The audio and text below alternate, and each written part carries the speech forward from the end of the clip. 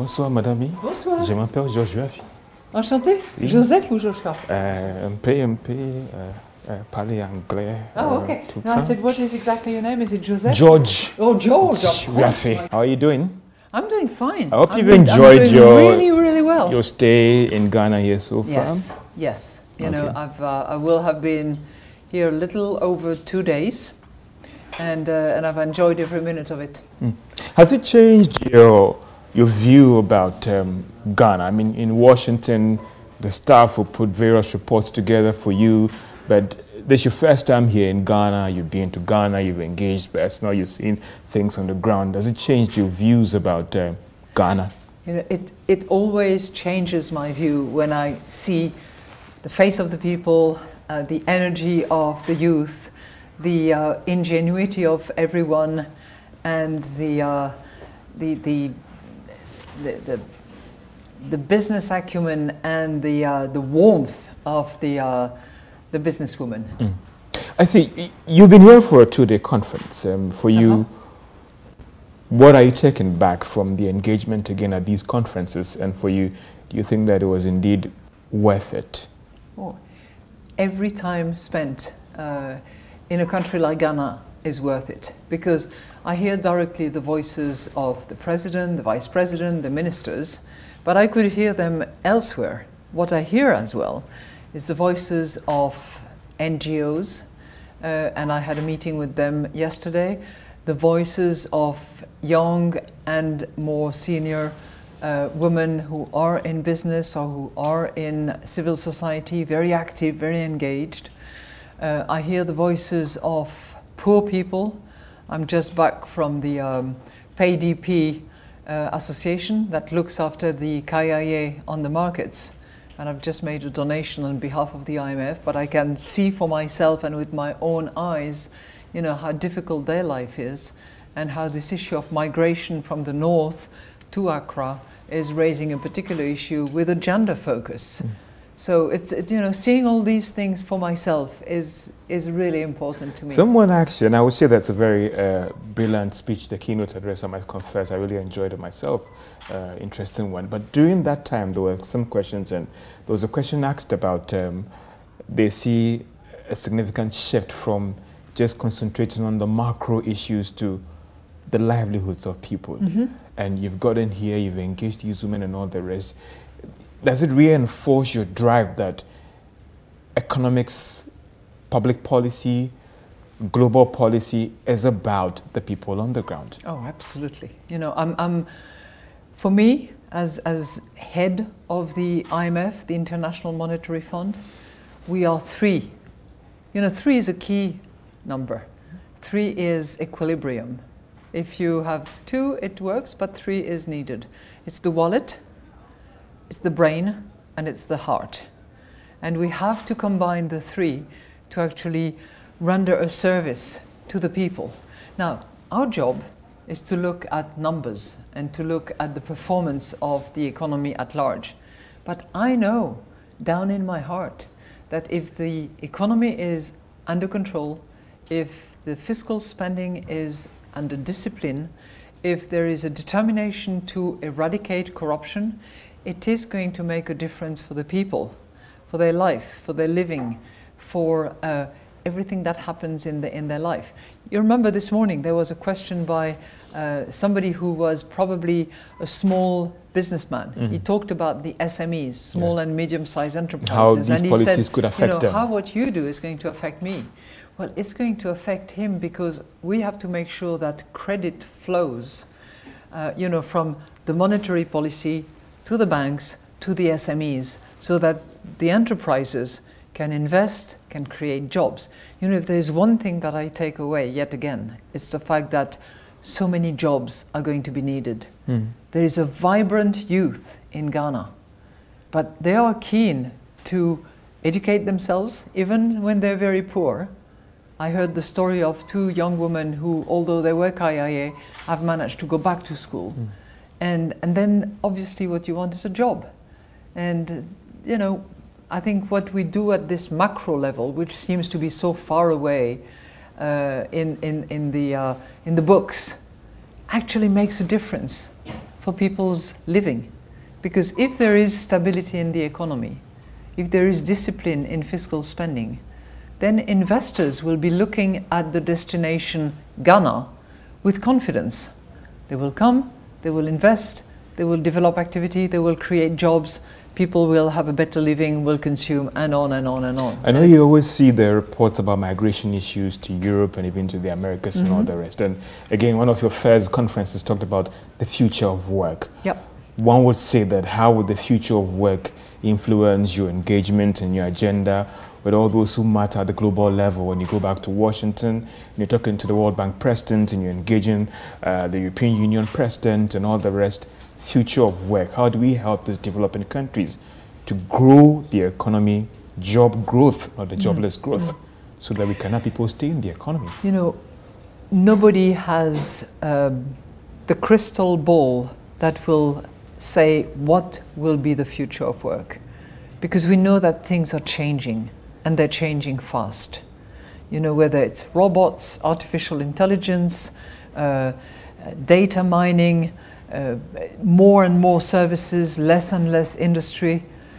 The whole landscape is changing as we look at it. One thing that I'm certain of is that education pays back. So anything that reinforces the number of kids in school, as is the case in Ghana, you know, plus 36% in 1 year school enrollment is pretty good. Anything that reinforces the quality of the schooling, anything that opens up the brain of kids from an early age and for, you know, a good number of years is going to pay back, because kids then will be prepared to adjust and to take up the opportunities of the jobs of the future and the work of the future. But we don't know, neither you nor me actually can, you know, bet exactly what the future of work will be. We know it will change. We know we have to have an agile and flexible mind. We know we will have to shift gear along our professional life. But exactly what it will be like, we don't know. But public policy would influence it. Oh, definitely. Public policy is how much you spend public money on education, how mandatory it is, how you engage parents to send the kids to school, what cash transfers you can put in place to incentivize them to do so. Yeah, of course. Let's come to Ghana's program with the fund, and for you, looking at the program, how do you think the program is doing? Program is doing well. You know, in the last 2 years, there's been a significant shift. When you look at all the key numbers, you look at inflation, it has gone down back to single digit. When you look at growth, which is the size by which the economy will grow, 7% next year is our forecast. When you look at public spending, that is fiscal deficit, it has reduced significantly. And now if you take out the service of debt, which is high, the country is in primary surplus, which means that it spends less than it has, taking out debt service, which is high. So if there is one, you know, sort of negative, I would say that having the direction of too high a debt for the country is the one that the government needs to watch. I was listening to you, future of work, your keynote address. The problem is you highlighted revenue, and debt. Well, you know, what can a government do? It needs money in order to spend for the public good. You know, whether it's police, roads, hospitals, schools, that's what you expect from your government. That's what I expect from my government too.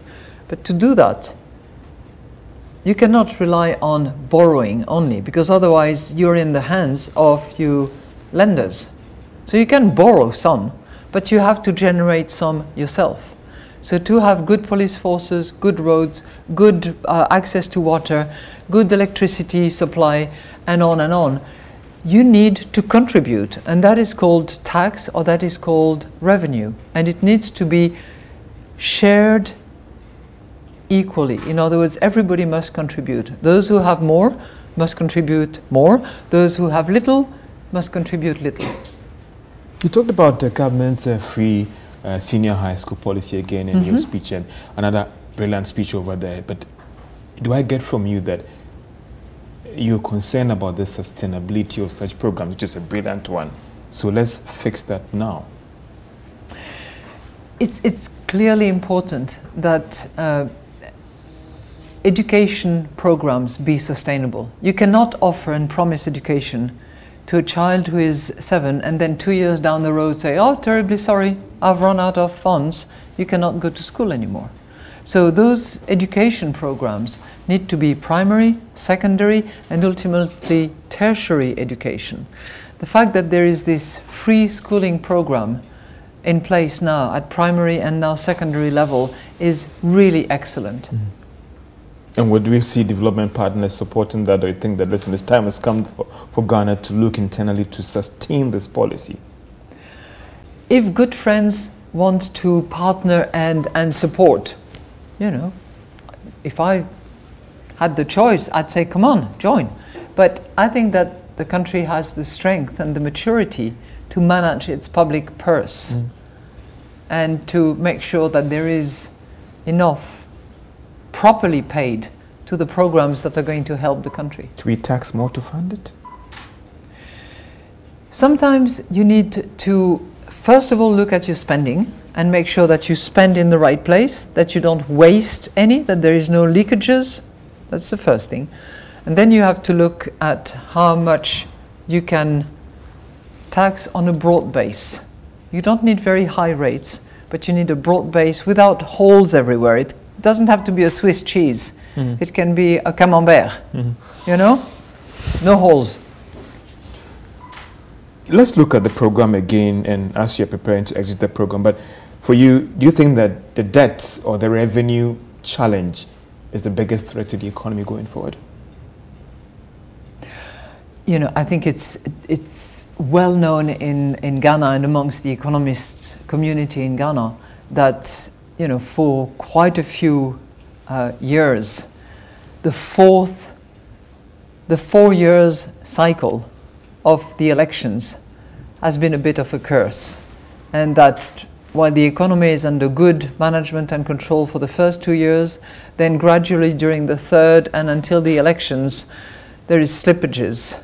And the progress made during the first 2 years are lost in the election process. So I very much hope that the country can avoid that. I was very pleased to hear the President and the Vice President commit to a fiscal responsibility law that will be put to Parliament that will set a cap to fiscal deficit, a cap to debt relative to GDP, and also will put in place a special advisory council comprising independent, wise economists respected in Ghana, not IMF, who will be acting as third party and will be advising the government. The program is supposed to be technically ending in December, and then we understand. I think it's April. So that's when it's going to end, in April?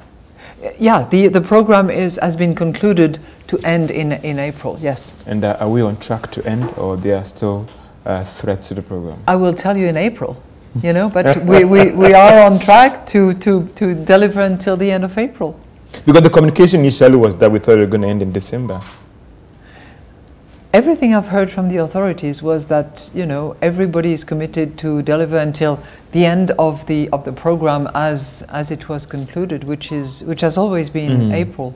And sorry again, but from the way things are progressing again, because the board will have to meet and do their own assessment, see that okay, Ghana, you are indeed on track.